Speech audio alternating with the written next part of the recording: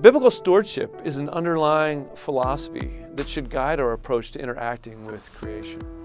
This includes scientific research, law, policy, science education, and the practice of medicine.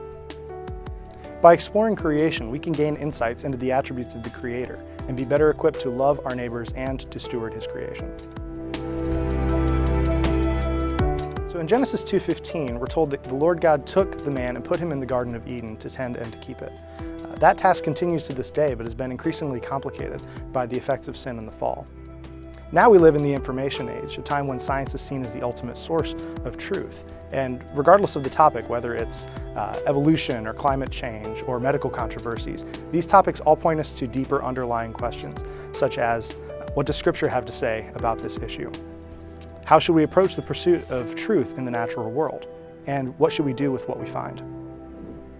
Caring for the creation includes a twofold process. First, we have to understand what we are caring for.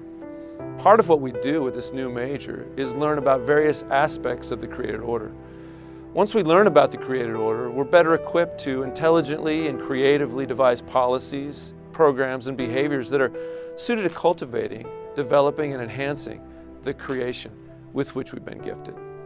What tends to happen is you get either the conflict between the sciences wanting a very rigorous and siloed approach to the science. They may become very good at a very narrow subject, but they don't necessarily get the overall perspective, meaning they're not going to be taking philosophy, they're not going to be taking any courses that deal with morals and ethics, and I think that's a huge problem in the sciences right now. As a field, environmental science is interdisciplinary, and so rather than being segmented, students will be trained to think holistically about and find solutions for a variety of concerns. And so what's happened is we've created a vacuum. There's a desperate need for these people who can communicate both with the scientists and with the people at large, the community, so they can understand the science language and then translate that into something useful. We shouldn't think of science as an autonomous enterprise, but one that's complementary of the whole unity of truth. We want to help students cultivate an appreciation of the good, the true, and the beautiful, and develop a recognition that all truth, be it physical or metaphysical, is grounded in the being of God.